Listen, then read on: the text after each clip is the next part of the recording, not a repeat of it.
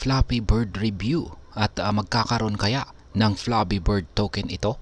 Yan po ang siyang ating pag-uusapan sa video na ito. Pero bago po tayo magpatuloy ay nais ko lamang po munang bigyang linaw ang aking disclaimer kung saan ang nilalaman po ng video na ito ay hindi po ito isang financial advice. For education and information purposes lamang po ang layunin nito. Ayan, siguro ay marami sa inyo ang nasubukang maglaro ng Flappy Bird kasi sumikat po kasi ito noon.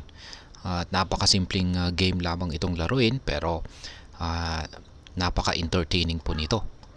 Ayan, muli po itong nagbabalik. Ayan, at ngayon ay nandito na po siya sa Telegram. Ayan, isa po itong iconic na mobile game kung saan ay unang lumabas po noong taong 2014. At gaya ng aking sinabi kanina ay sobrang naging popular po ito o sikat. Sa kasagsagan po ng kasikatan nito ay umabot ito ng 50 million downloads at kumita po ng $50,000 kada araw mula sa ads. Pero dahil po sa sobrang dami ng atensyon na nakuha nito, ang creator na si Dong Nguyen ay nagdesisyon na tanggalin ito sa App Store kung saan ay nagdulot ng malaking kaguluhan sa mga fans. Ngayon ang Flappy Bird ay bumalik bilang isang mini app sa Telegram. Ang gameplay ay pareho pa rin po. Kontrolin ang cartoon bird sa pamamagitan po ng pag-tap sa screen para maiwasan ang mga pipes.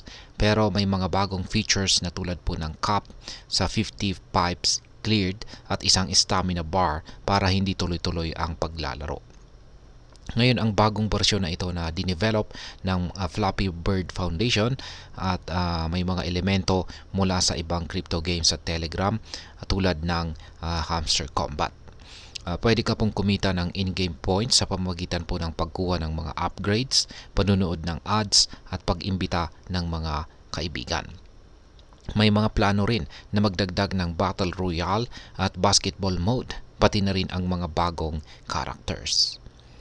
Ngayon ay magkakaroon kaya ng sariling Flappy Bird token. Ayan, itong Flappy Bird game na ito. Sa ngayon ay wala pa pong opisyal na bird token, Flappy Bird token na kinukumpirma ng Flappy Bird Foundation. Ayan, pero may mga malalakas na indikasyon na magkakaroon nito. Ang laro ay nag-anunsyo ng plano na mag-integrate po ng The Open Network or TON na kilala po sa pag-launch ng tokens para sa mga top-to-earn games. Ang Notcoin, ang game na nagsimula ng Telegram top-to-earn craze, ay nakipag-partner na po sa Flappy Bird para sa pagbabalik nito. Kaya ang partnership na ito ay naglalayong ipakilala ang TON ecosystem sa Flappy Bird simula sa isang free mining event na tinatawag po na Flop-a-Ton. Sa event na ito, ang mga players ay maaring kumita ng bahagi ng future token airdrop sa pamamagitan po ng gameplay. Sa loob ng Flappy Bird mini app ay hinihikayat ang mga players na mag-connect ng TON wallet kapalit ng in-game points.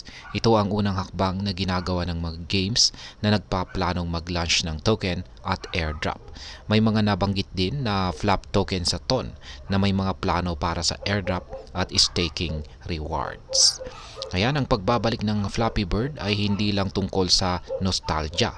Ito ay isang halimbawa kung paano i-evolve ang mga laro kasama ang modernong teknolohiya tulad ng blockchain.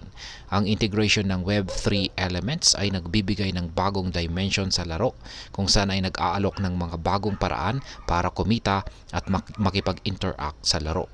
Ang Flappy Bird ay nananatiling accessible sa lahat dahil hindi kinakailangan ng crypto wallet para maglaro.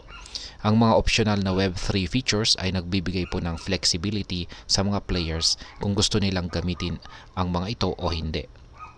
Ang revenue model ng laro ay nakasalalay sa in-app transactions at optional ads na nagbibigay po ng perks tulad ng score multipliers.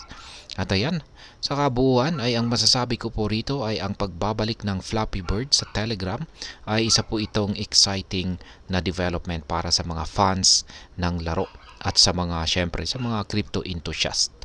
Ang posibilidad ng isang Flappy Bird token ay nagdadagdag na rin ng karagdagang excitement at anticipation.